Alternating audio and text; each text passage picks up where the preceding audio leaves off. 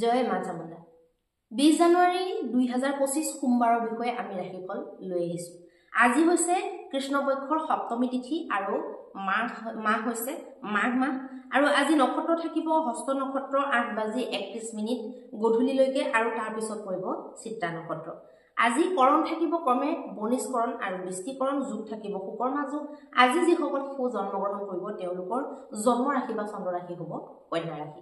আজি যিসকল কন্যা তুলনি বিয়া হ'ব তেওঁলোকৰ তুলনি বিয়াৰ যোগ হ'ব বেছা যোগ আৰু আজি অভিজিত মুহূৰ্তটো আছে 12:11 দুপৰীয়াৰ পৰা 12:53 দুপৰীয়ালৈকে আৰু ৰাহু কালটো আছে 8:33 পুৱাৰ পৰা 9:53 পুৱালৈকে আৰু আজি দিশটো থাকিব পূৰ্ব দিশত।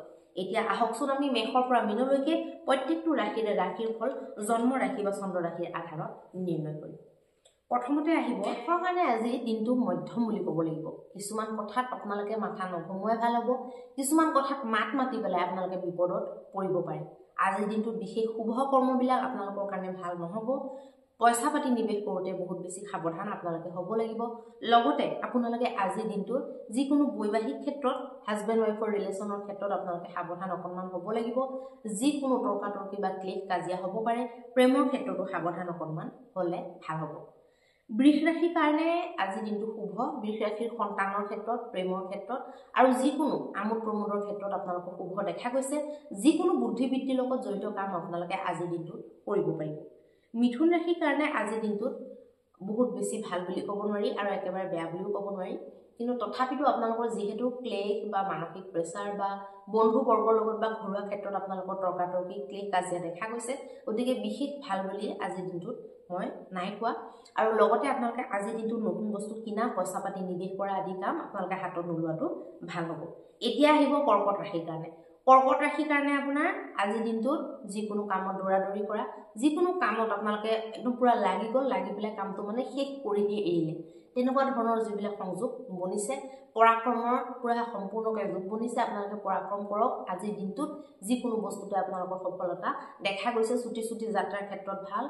ওচৰতে যদি ক'ৰবাত ভ্ৰমণটো যাম বুলি ভাবিছে লগৰ ল'ৰা ছোৱালীৰ লগত বা প্ৰেমিক প্ৰেমিকাই বা পাৰিবাৰিক ক্ষেত্ৰতো আপোনালোকে যাব পাৰে। আৰু যিবিলাকে যাত্ৰা কৰি ব্যৱসায় কৰে তেওঁলোকৰ আজীৱিকাৰ কাৰণে ধৰক যাত্ৰা কৰিবই লাগে, তেওঁলোকৰ কাৰণেও লাভৱান হোৱাৰ সম্ভাৱনা দেখা গৈছে। বিদ্যাৰ্থীৰ কাৰণে, খেলুৱৈৰ কাৰণেও ভাল দেখা গৈছে। যিকোনো শিকাৰুসকলৰ কাৰণেও ভাল দেখা গৈছে। এতিয়া আহিব সিংহ ৰাশিৰ কাৰণে। সিংহ ৰাশিৰ কাৰণে মানসিক ক্লেশ হ'ব পাৰে। বৈবাহিক ক্ষেত্ৰত বিশেষকৈ ক্লেশ দেখা গৈছে, গতিকে সাৱধান হ'ব লাগিব। বাণীত আপোনালোকে সংযম ৰাখিব লাগিব। ডাঙৰ এমাউণ্ট পইচাৰ আপোনালোকে কোনো ধৰণৰ আজিৰ দিনটোত ডিল নকৰিব, কাকো নিদিব আৰু কাৰোৰ পৰা পইচা ধাৰ নোলোৱাটো ভাল হ'ব। এতিয়া আহিব কন্যা ৰাশিৰ কাৰণে। কন্যা ৰাশিৰ কাৰণে যিকোনো কামতে আপোনালোকৰ শুভতা দেখা গৈছে। যিকোনো কামতে আপোনালোকে যেনেকৈ ভাবিছিলে, যেনেকৈ প্লেনিং কৰিছিলে বা যেনেকৈ বস্তুটো আপোনালোকে এনালাইচিছ কৰি বুজিছিলে সেই ধৰণৰে হোৱা বা সেই ধৰণৰ ফলীভূত হোৱাটো আপোনালোকৰ দেখা গৈছে। লগতে আজি আপুনি যদি বিশেষ কাৰোবাৰ বা কোনোবা এটা টিম এটাৰ ওপৰত বা কাৰোবাৰ ওপৰত প্ৰভাৱ বিস্তাৰ কৰিম বুলি ভাবিছে, ব্যক্তিত্বৰ যদি অলপ বিকাশ আনিম বুলি ভাবিছে বা মানুহৰ আগত আপোনাৰ ব্যক্তিত্বটো অলপ বেলেগকৈ যদি দেখুৱাম বুলি ভাবিছে, তেতিয়াহ'লে তাৰ কাৰণে আজিৰ দিনটো ভাল দেখা গৈছে। তুলা ৰাশিৰ কাৰণে পইচা পাতিৰ ক্ষেত্ৰত আপোনালোকে খৰচ কৰাৰ ক্ষেত্ৰত অকণমান অংকুশ লগাব লাগিব। লগতে আপোনালোকে কোনো ধৰণৰ নিৱেশ কৰাটো আজিৰ দিনটোত ভাল নহ'ব আৰু বৈবাহিক ক্ষেত্ৰত আপোনালোকে সাৱধান আজি হ'ব লাগিব। প্ৰেমৰ ক্ষেত্ৰতো আপোনালোকৰ ক্লেশ দেখা গৈছে। বাণীত যদি সংযম নকৰে তেতিয়াহ'লে বেছি ক্ষতিকাৰক দেখা গৈছে। এতিয়া আহিব বৃশ্চিক ৰাশিৰ কাৰণে। বৃশ্চিক ৰাশিৰ কাৰণে লাভালাভৰ সম্ভাৱনা, যিকোনো ক্ষেত্ৰতে আপোনালোকৰ বেনিফিট হ'ব পাৰে। নিজৰ ফাললৈ এটা লাভৰ পাৰ্চেণ্টেজ আপোনালোকৰ আহিব পাৰে। সোমাবলগীয়া যদি হৈ আছিলে পইচা, যদি সোমোৱা নাই, লেট হৈ আছে, হয়তো আজিৰ দিনটোত তেনেকুৱা কিবা শুভ সংবাদ আপোনালোকে দেখিবলৈ পাব পাৰে। পাৰিবাৰিক ক্ষেত্ৰত, প্ৰেমৰ ক্ষেত্ৰতো কিবা শুভ সংবাদ আহিব পাৰে। লগতে আপোনালোকে নতুন কিবা আইডিয়া এপ্লাই কৰিব পাৰে বা আইডিয়া আপোনালোকৰ ব্ৰেইনত আহিব পাৰে বা আপোনালোকে গ্ৰুপত ডিছকাছ কৰিব পাৰে যে এনেকুৱা এটা আইডিয়া আহিছে। সকলোৱে আপোনাক সকলোৱে ছাপোৰ্ট কৰিব পাৰে। এতিয়া আহিব ধনু ৰাশিৰ কাৰণে। ধনু ৰাশিৰ কাৰণে আপোনাৰ যিকোনো কাগজীয়া কামবিলাক আজিৰ দিনটোত নকৰিব সাইন মৰা এনেকুৱা ধৰণৰ কামবিলাক একেবাৰে নকৰিব ভালকে পঢ়ি ল'ব পঢ়ি লৈ বুজি ল'ব বহুতে আকৌ পঢ়িও লয় বস্তুটো কিন্তু বুজি নাপায় তেতিয়া কিন্তু গড়বড় হৈ যাব সাৱধান আপোনালোকে সেইটো ক্ষেত্ৰত হ'ব নতুনত্ব কোনো কাৰ্যক্ষেত্ৰত নকৰিব বেলেগক দেখাক দেখি পেলাই আপোনালোকে কোনো ধৰণৰ ডিসিশন নোলোৱাটো ভাল হ'ব এতিয়া আহিব মকৰ ৰাশিৰ কাৰণে আপোনালোকৰ যিকোনো ক্ষেত্ৰতে ভ্ৰমণৰ ক্ষেত্ৰত হওক বা আপোনালোকৰ কিবা এটা বস্তু কিনাৰ ক্ষেত্ৰত হওক বৈবাহিক ক্ষেত্ৰত হওক প্ৰেমৰ ক্ষেত্ৰত হওক সন্তানৰ ক্ষেত্ৰত হওক আপোনালোকৰ সুখ দেখা গৈছে যিকোনো বয়স্ক লোকৰ লগত যদি কিবা আলোচনাত বহিম বুলি ভাবিছে আপোনালোকে বহিব পাৰে আপোনালোকে তেওঁলোকৰ পৰা সম্পূৰ্ণ সাপোৰ্ট পাব পাৰে আৰু কিবা এটা যদি এনেকুৱা ধৰণৰ কথা যেটো নেকি ধৰক কবলৈ ভয় লাগি আছিলে কোৱা নাই বা কিবা এটা আপুনি বিশেষ বিপদত পৰি আছে ডাঙৰ মানুহৰ লগত আলোচনা কৰিলে সলভ হোৱাৰ সম্ভাৱনা আছে হেতু আজি দিনটোত আপোনালোকে কৰি ল'ব পাৰে বেছিকৈ ৰৈ থাকিলে সমস্যাবিলাক বাঢ়ি গৈ থাকিব গতিকে আপোনালোকে হেতু সমাধান ডাঙৰ জনৰ লগত জ্যেষ্ঠ জনৰ লগত হেতু হয়তো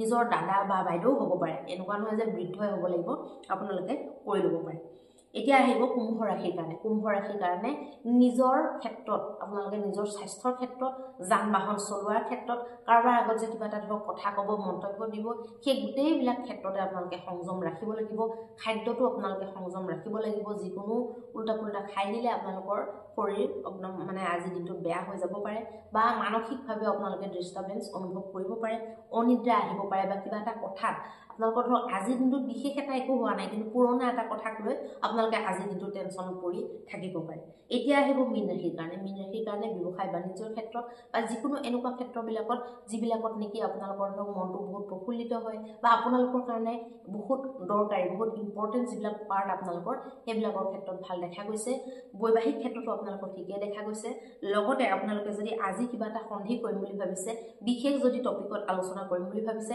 দিনচৰ্যাত যদি কিবা হালকৰণি কৰিম বুলি ভাবিছে তাৰ কাৰণে অত্যন্ত উত্তম দিন দেখা গৈছে এতিয়া আহকচোন আমি মহা উপায়টোৰ বিষয়ে আলোচনা কৰিম মহা উপায়ত আপোনালোকে আজি দিনটোত এনেকুৱা কি কৰিব যিটোৱে নেকি আপোনালোকৰ গোটেই দিনটোৰ জটিলতাসমূহ নাশ কৰিব পাৰিব 21টা বেলপাত আপোনালোকে যাৰ দিনটোত বেয়া বুলি কোৱা হৈছে ফলপতনসমূহ আপোনালোকে যদি কিবা কৰিম বুলি ভাবিছে বা কৰিম বুলি যদি বিচাৰিছে বোলে আজি দিনটোত মই এনেকুৱা কিবা এটা কৰিলে এইখিনি ঠিক হ'ব নেকি তেতিয়াহ'লে আপোনালোকে 21টা বেলপাতত মৌজুল লগাই পেলাই শিৱ মন্দিৰত অৰ্পণ কৰিব এগজি ঘিউৰ চাকি আৰু বগা ৰঙৰ মিষ্টান্ন আপোনালোকে অৰ্পণ কৰক 9:30 বজাৰ আগত এই ৰেমেডিটো আপোনালোকে কৰিব লাগে পুৱাৰ ভাগত অত্যন্ত শুভ ফল লাভ কৰিব পাৰিব ধন্যবাদ